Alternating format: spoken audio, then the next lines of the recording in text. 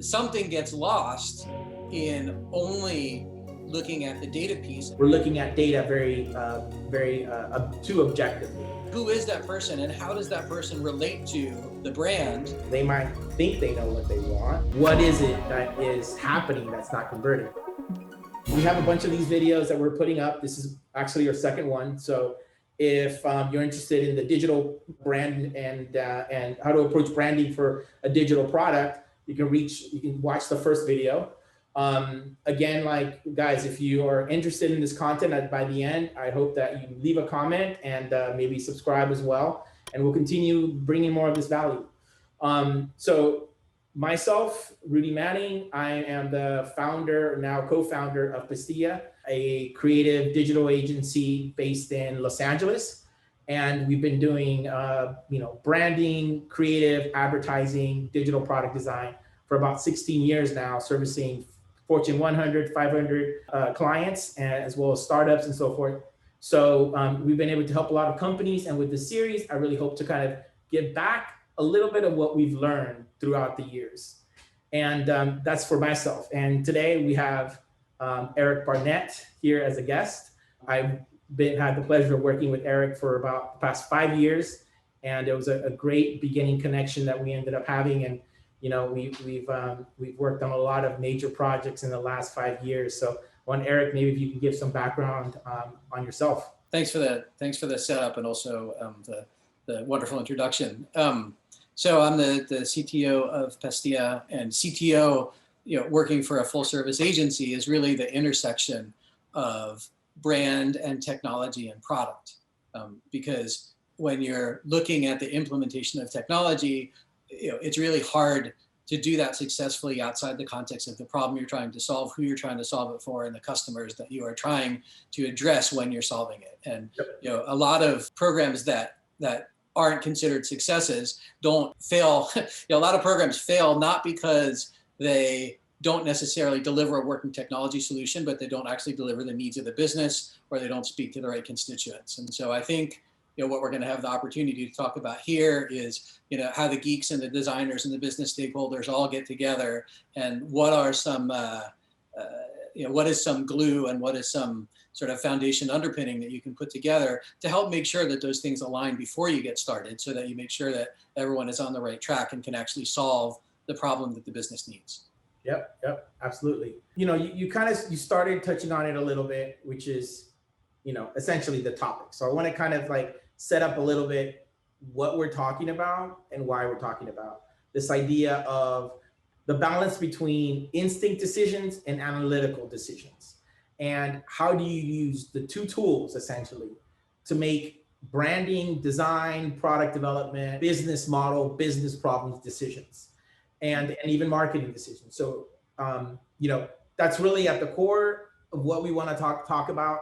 Can you talk a little bit about like your background and what you've done in the past, and sort of what has you here for speaking about this topic? What? Sure. Well, so obviously dating myself, but I've been doing this since before there was an internet, and got into technology from the early days of business process reengineering and figuring out how technology was actually going to solve hard business problems. And I've had the opportunity, having sort of been around for a while, to become, a subject matter expert on not just a lot of different technologies, but in a lot of different industries, across a lot of different verticals, a lot of close collaboration with marketing and with branding. And so, I've worked on, huge projects for multinationals, global multinationals and sort of major institutional nonprofits. I've worked on startups, and one of the advantages of experience is that over time you learn what not to do, and ultimately, like, making those mistakes and learning what not to do helps you figure out what actually works, and the sort of narrower subset of targeted process and experience that helps you get to a positive outcome. And I think the opportunity here is to be able to share some of that, and then some of the successes, obviously, that you and I have had together, sort of following that model. Yep, absolutely. So for myself, I feel that there is a trend in assuming that like hard data and analytics is basically the full driving force of all decision making. And when it comes to design decisions, marketing decisions, and caused some issues in the past maybe 15, 20 years where, sometimes we're making the wrong assumptions on what the data tells us, and we're not taking the instinct to be able to read the insights of the data and then make instinctual decisions based on that. We're looking at data very too objectively, and rather than looking at it a little more subjectively. So I feel like we've seen clients and we've worked with clients that have leaned too much on one or the other, and we feel like it's important to let companies know and the audience know that there is a balance between the two, right? And to ultimately connect to your audience, to ultimately come up with a better marketing platform, or not marketing platform, better campaign, better messaging, better sort of brand promise, better product design that hits your audience a little bit. It has a better chance to hit the audience and connect with the audience. Yeah. So to extend on that, and again, this just sort of speaks to history, before Google Analytics and before Hotjar and before sort of all these technologies where you could slice and dice and micro user behavior, all of this stuff was done flying blind. I mean, once upon a time, the best thing that you had putting together a TV ad campaign was a Nielsen rating, which was a undersampled group, of folks who sort of opted into, that they then used to develop a metric, and millions of dollars were plowed into advertising with very little idea of who was seeing it. Now we have the opposite scenario where I can, go on Facebook and micro target my ads to, people that like vanilla ice cream at 3:30 in the afternoon in Petaluma, California. Yeah. And something gets lost in only looking at the data piece and not, for example, understanding the question of why would someone want to eat vanilla ice cream at 3:30 in the afternoon on Petaluma, and who is that person, and how does that person relate to the brand, that I'm attempting to market for, if, say I'm trying to sell them chocolate ice cream instead. Yep. Right. So it's sort of a two-sided problem. And I know we'll get into talking about this. I mean, it's really a multifaceted problem, but it's a two-headed problem, because there's the internalization of the company that's sort of trying to sell the ice cream and how they see themselves, but then also the externalization and how they speak to their customers. And then what do the customers think about that company? And when you lose that, and you sort of lose that messaging, solely to the numbers, you fail to create a brand identity that, ultimately is why you're going to have a sticky relationship with your customer, or, what's going to differentiate you. Yep. I mean, I think people are very complex, right? And the things that we're building and the brands, from the brands to product design and the products that we're marketing, they are marketed to people, and people are not simple. They're very complex in their decision making, and they might think they know what they want, and focus groups have told us that time and time again, but just it doesn't work in the grand scheme of things. It puts somebody in a situation where you are being asked what to think critically about something that already changes the decision making. So maybe we should take one step back, and maybe you can talk a little bit about what instinct is. What do you categorize as instinct, and what do we categorize as analytics, right? Because it's essentially the topic of this. So we've kind of touched on it a little bit, but maybe it's a way to kind of separate the two, to kind of let us dig deeper after that. So of the two of those, analytics is the easy part. I mean, I consider analytics to be, quantitative metrics, things you can measure, things that have numbers. Instinct, I think, is multiple, there's more than one dimension to instinct. And I know at some point we're going to talk, or, probably we're going to talk about the identity prism, the brand identity prism, and how that factors in. But, instinct comes from a number of different facets, right? And one facet is really around the self-image of the brand that you are working with, right? Because, going back to our, vanilla ice cream example, and I don't know why in the world I picked that, but, going back to sort of our vanilla ice cream example, if the message behind the brand, trying to sell the chocolate ice cream is around, say, being a, organic producer and specific attributes of their business, right? That self-image is going to need to factor into what they communicate, regardless, of what the numbers say. So, if the numbers are saying that, only some subsection of the people who are making that choice are really going to care about that, right? You sort of have two choices: pivot your brand, but that's usually not right. The second is try to get a better conversion rate from the people who care.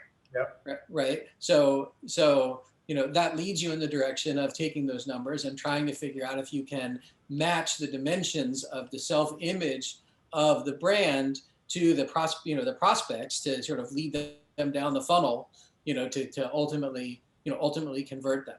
And so I think the mistake in just looking at the numbers is, if the numbers are trying to tell you who you are, then you're not anybody. Yeah.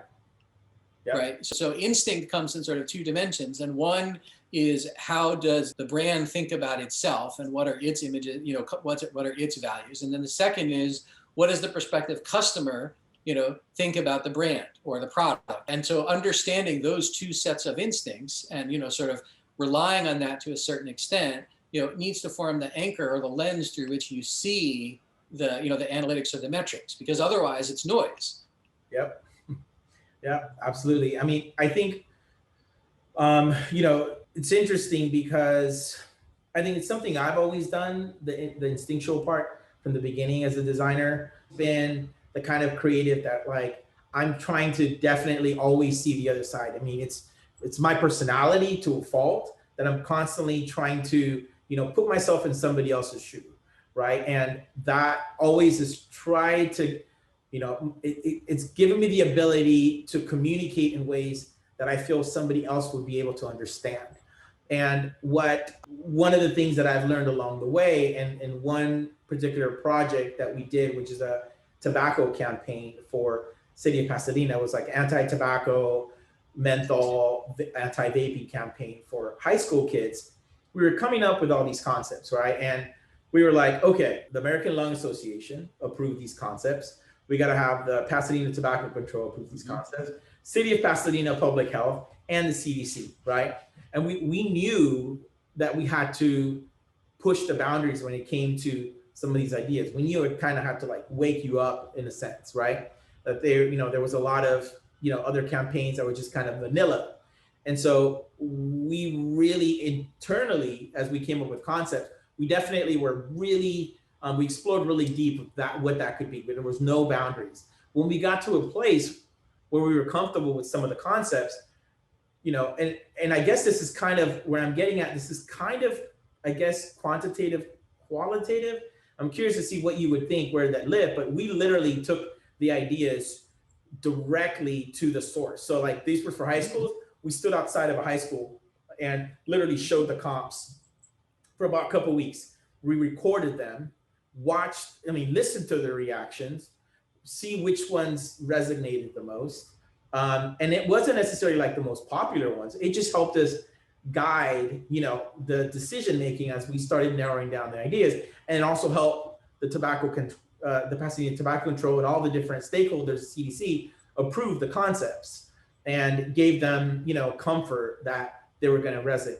And we went to the different audiences. There was one that was for mothers and kids. We went to playgrounds, showed those concepts. So, and I can't say that it was enough of a sample for us to go, oh yeah, this is like real qualitative data. The campaign was relatively smaller campaign, very localized, but it was really important for all those stakeholders that it really resonated. And so, like, how would you see that? Would there be like a balance of, like, what you would say instinct decision-making and qualitative because it was a small sample? Or, I mean, for me, I would see it more as sort of instinct, because I'm like watching and I'm listening and I'm learning rather than like to sort of step outside of myself. Or would you see it as being qualitative? Well, so, I mean, first thing is, I have design envy. Or quantitative, I have design envy, because I think that's one of your greatest skills, is being able to visualize stuff like that. But I mean, this goes back to, Mad Men and right. So, the thing, when I hear you tell that story, the first thing I hear was, I understood my stakeholders. I understood their brand. I understood what was resonate. I understood the customer. right? Yeah. You know, or the end customer, right? The next thing I did was sort of rely on my own instinct to say, well, you know, here's what, you know, might resonate, you know, and then I did the best I could to kind of go and prove that out. And, you know, I would call that qualitative analysis, but, you know, when you have a small group like that, you still, you know, I mean, the metrics and the numbers weren't definitive, right? You still had to sort of trust that, you know, they were sort of validating what you heard. But to me, the most important part of that was even before you began that ideation process, you know, really sort of understanding who you needed to speak to and who needed to, you know, approve the message, right? That there was things that the CDC probably wouldn't sign off on. And there was things that Pasadena wouldn't want to, you know, city of Pasadena wouldn't want associated with their brand. And so to kind of extend that from marketing to product, right? I think that the rubber hits the road from the perspective of user experience, right? Because that's the piece. And so, you know, obviously we're working on a big project together that we probably can't, you know, name exactly yet, right? But this is one of those things where we sort of walked in, we saw that the customer's description of themselves was wildly different from, you know, who was actually coming to visit their site and why they were visiting their site. And we sort of, you know, we needed to start with a conversation with them about who was coming to visit and, you know, ultimately who they wanted to be and how they wanted to, you know, engage. And this is a household brand name that if we named it, every person watching this show would know, you know, who they were. Yeah. And, you know, it was a wonderful experience, right? Because what came out of it was, you know, not specifically that they wanted to maximize every eyeball, but they wanted to serve the needs of those eyeballs while creating sticky relationships with the, you know, people who are going to consume the content that really, you know, the deeper content associated with the brand.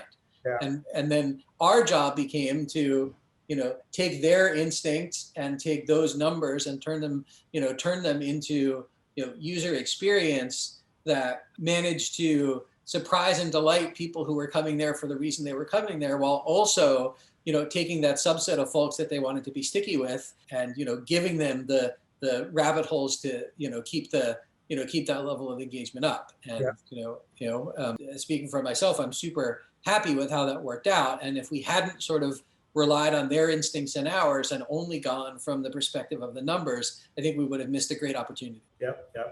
I think on that project, and maybe by this time, you know, the site will be up, but by the time the video goes up, but I doubt it. I think one of the things that we learned that got us that experience, but really being really hands-on and involved and seeing the numbers, you know, at the highest peak or the most critical time, seeing it basically every 30 minutes we were looking at the numbers and seeing what's happening. Oh, I was looking at them every minute, so I don't know what you were talking about. Yeah, every minute we were on it. I mean, we literally were even trying to record, you know, the full thing. It was incredibly interesting, and it's another element that we learned about the data, not just looking at it after, but seeing it in real time. Right? Like minute by minute, you know, 30 minutes every hour, we're seeing what decisions are being made. You know, I mean, that's not just even looking at data. I would say from like from a bird's eye, you're in it at that point. And you know, so what kind of occurs to me, you know, from this, right, is that ultimately what you want to do is use your instincts to develop a hypothesis, and then data serves as the mechanism with which to validate or disprove that hypothesis. And you know, so I think that to circle back around to the initial, you know, conversation, it's, you know, if you only use data to create that hypothesis, right, and you don't sort of look at the rest of the, you know, the identity prism, right, then you run the risk of coming to conclusions that are not aligned with the brand or the message that you want to create. And so this is why it can't ever be either or. It really needs to be both and. When I see folks, you know, only talk about things that are sort of data driven, you know, it's not a red flag, but it's sometimes a yellow flag. You know, not that data doesn't matter. Data is important, and things should be sort of data driven, but not in a void. Yeah. I mean, you know, on the other end reminds me of a couple clients that we had a little bit after the merge after I merged with Kremza, it was marketing clients, right? we hadn't really done any had clients that were like sold digital marketing. Most of the clients usually came to us for creative and messaging, and then we might partner with somebody to do marketing. These guys came to us directly for marketing, and I'm not going to talk about what the product is, because you can just go on the website and find out. But behind the scenes, we came in and the client, we had data, right? Like another agency had done a marketing campaign. We look at it, we're like, okay, 5-6 months of selling this product online. Then my first question was kind of being a little bit of I would say a little bit of a rookie when it comes to that, like sort of the process of digital marketing during that time, looking at it and thinking, okay, well, what can we do better? I'm sure we can do better just by, I don't know, like just getting better people on it, right? And with using the same media spend, everything. So sure enough, we do the marketing campaign. I think we make maybe 0.5% difference in maybe 1% difference, which is, I'm not talking conversion, that would be insane. I'm talking maybe overall impressions or traffic, right? Okay. Probably using around the same budget, and nothing's moving the needle in terms of sales conversions. And like month to month, it kind of went on for about maybe 4 or 5 months. And really that was like my first sort of look at like, okay, wait a minute, right? Like I need to go back to what I know as a designer, as a creative, that instinctual part, and say, if people are coming to this site, right? And some of it is kind of obvious, but it goes a little deeper. But we're driving people to this site. Now, that's a decent amount of people, but they're not converting, right? And we know that there's a small percentage that we should be able to convert a little higher. What is it that is happening that's not converting? When maybe the site's optimized, the campaign's optimized, like there's no gaps really that we see. That's when you have no choice but to go into what as a designer, as a visual communicator, just a communicator, a marketer, and say, wait, what are we telling about the brand? Like, what's the message about the brand? Why aren't people connecting with the story? They have a good story. What is it that's getting them, to sort of maybe take a look at it and not make a decision? Sometimes it's as simple as like, oh, it's too expensive, or it needs, there's a lot of competition. There's definitely options, things like that. But it's just like, there's usually some small move you can make, some incremental shift that I know is possible regardless of what the competition is. And that's when we started realizing that the messaging, the clear messaging about the ethos of the company just wasn't there. Even though we have a strong ethos, it wasn't really clear. It wasn't being told, as sort of, as they weren't as bold about telling their story. That's what it is. And at the same time, you're assuming that the first, second, third time somebody's going to see this and make a decision and buy it. It's just not how people buy, right? So that's where we have to come in. We looked at the data. The data just said, okay, the data means we basically will do the same thing. Really, the work should have been done and looking at the data and saying, we're not going to be able to add to this campaign any much more than what has happened. But let's look at what happened before with the other agency and what can we do to help you with the messaging, right? Or let's talk with your customers. Let's really get up close and personal of what the decision is, or maybe a different kind of campaign to get more feedback. And then know that they have to invest that time to build the brand, to get that messaging to connect, right? And a lot of companies, I think they struggle with that because they want products to sell right away. And they see the data and they go, I invested, $10,000, $20,000 a month. I need to sell $20,000 of product right away, right? But that investment, that takes some time. So that's on the other end where you're getting quantitative data, and then you're having to go, the quantitative data isn't going to tell you anything. You got to go with like what instinctively you feel needs to happen by looking at the brand. I mean, I actually think that's a great way to segue just to talk a little bit about the identity prism. And I'm sure that anybody who's sort of been in branding knows, I mean, this is a venerable tool. I think that especially in product design, it gets overlooked, and I like to think of it like an iceberg. If you kind of look at the graphic, there's kind of the top two pieces, which are, they call physique and personality, right? And so I think that most people look at it like an iceberg, like that's all they look at, right? They kind of look at, what are the character traits of the brand, and then how does that manifest, itself, say, in a visual identity.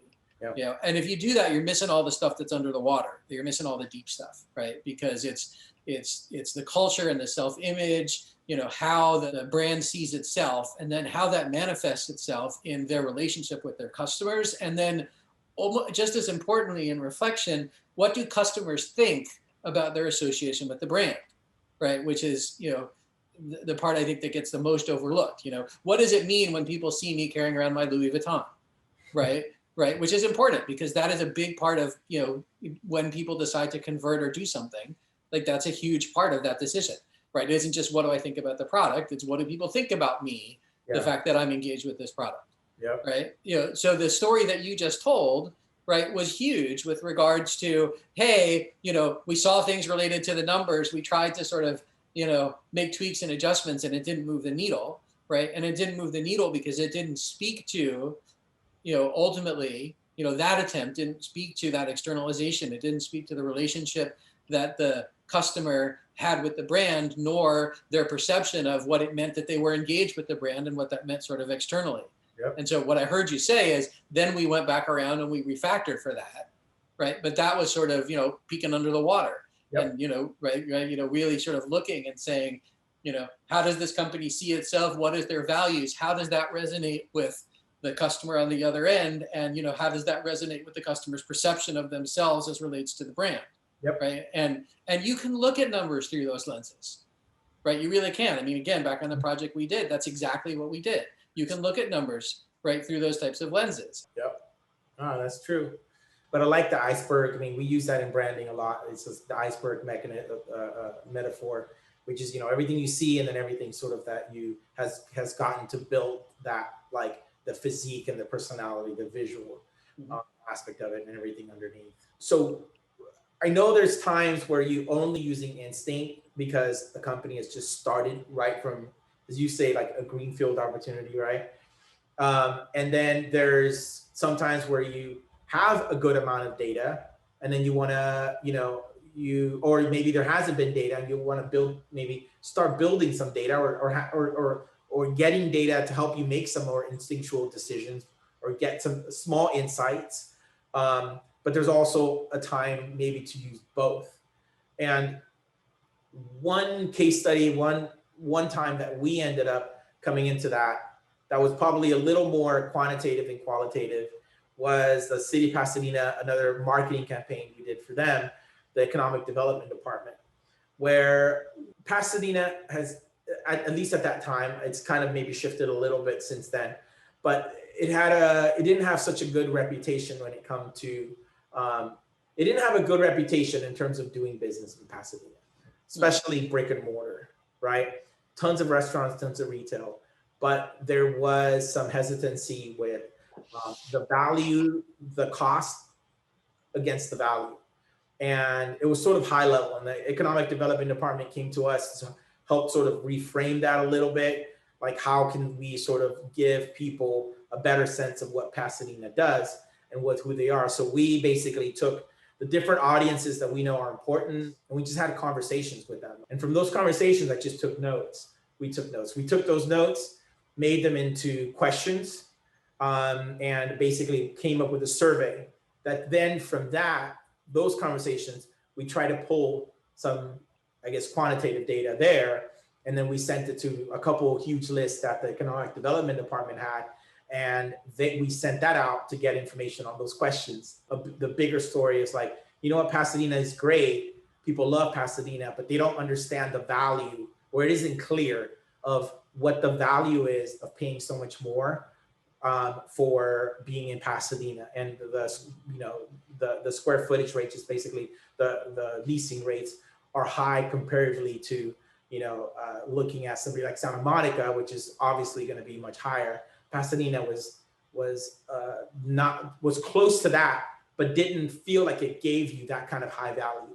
So how do we tell that story of like why our business is in Pasadena and why should they come? And so that sort of was the guiding light right there for us to come up with the marketing campaign. I think for me, it helped every single time. And this is again like a more public sector project, because you have tons of stakeholders and you have tons of people that actually like they don't really want to just, I can't step in a room and say, I feel like this, this is what I think. I have to have some validity to our strategy and what we're thinking. And, it's not a lot of work, to even do a smaller, sample like that. And it really wasn't. But it was so valuable to the client and to our decision making and the overall process. So that's one I think we definitely used both.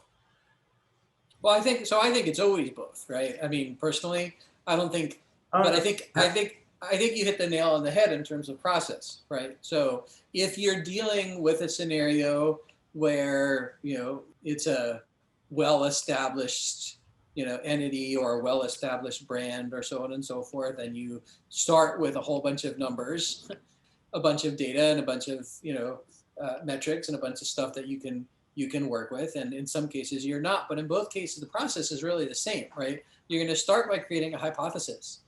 And that hypothesis might be informed by data. It might not be informed by data, but you're right. Like that's the inception, is like, what is my theory, right? What is my theory of change here? What is my hypothesis for why something is or isn't working? And then, the data serves to validate that hypothesis. And so, I mean, you just told a great story of, well, we thought that the problem was people weren't seeing the value in Pasadena.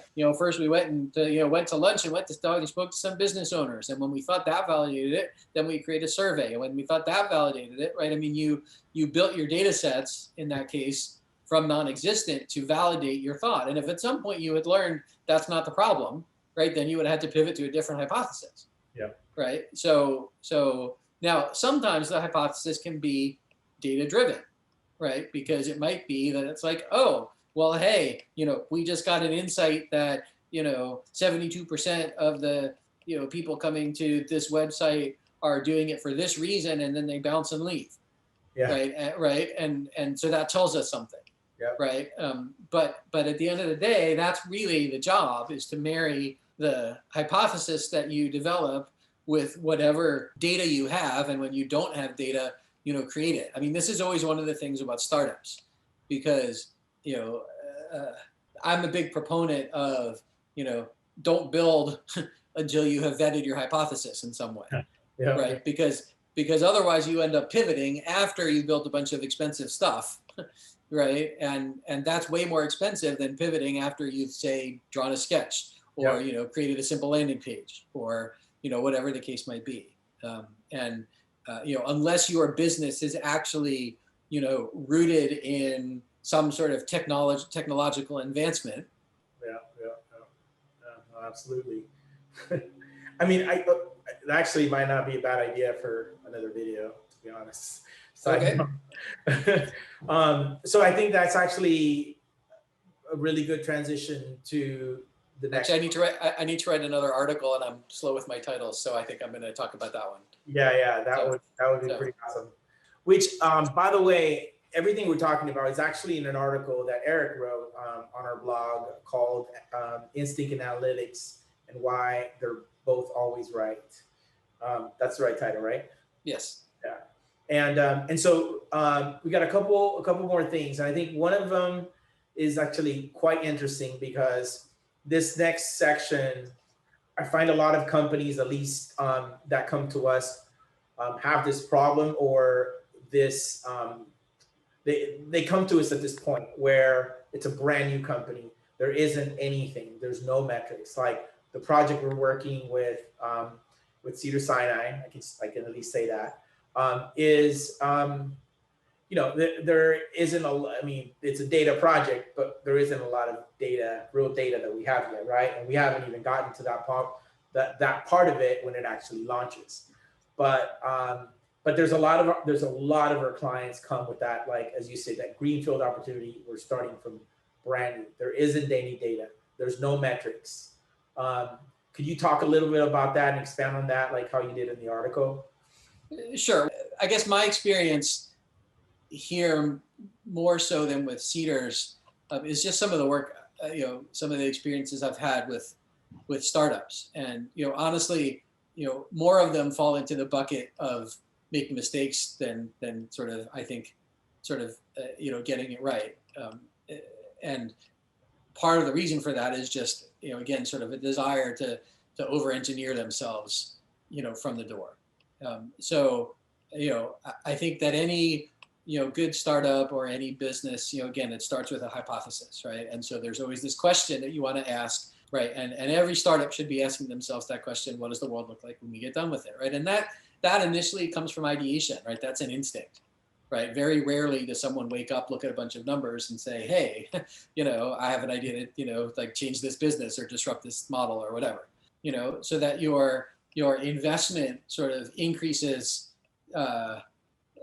proportionally to the level of validation that you have, in the market. And, this experience generally extends even to like getting investors, because, once upon a time you could sort of have an idea and get funding, and now, there's some expectation that you get traction. Yep. But, right, traction doesn't mean you have a successful business making money. Traction means that you've proven that there's a customer base, the customer base is interested in what you have, and that there's some opportunity for scale. Those things typically can be dealt with in pretty lightweight fashion. And I think that's probably the hardest thing to do as a founder, and even myself with hands-on, like with my own startup and my partner with Arcly. It was an amazing learning experience. I mean, we definitely had a great, very simple MVP. And we definitely listened to that voice that said, look, if you, like, I think one of my friends said, he's got a startup pre-nav in the Bay Area. He says, if you launch the product and you're happy with it, you probably overbuilt it. Yep. So, we sort of took that into two phases, right? And we definitely had a lot of different ways that we knew it can go, but we wanted to validate it, right? We wanted people to test out the user experience in the beginning. We wanted to see how people reacted to it. And it was pretty clear what were the hurdles early on. I would say from the MVP point, we really realized, like, okay, it's not the user interface that's going to be the hurdle. It's not the experience. It's not what it does. It's where is it going from there? How does this become a business that scales? That was very early on, was the hurdle. And at that point, I knew it's like, this could take a really long time to figure out, or it's very risky because it touches on the same things that some of the big guys like Facebook and Snapchat and are doing, and Google. But early on, that first, we call that's the MVP is the instinct. It could also be called the instinct development, the instinct product, right? That's the one that's like your gut check. Right. And you should be learning from that MVP as much as possible to then start gaining data from there.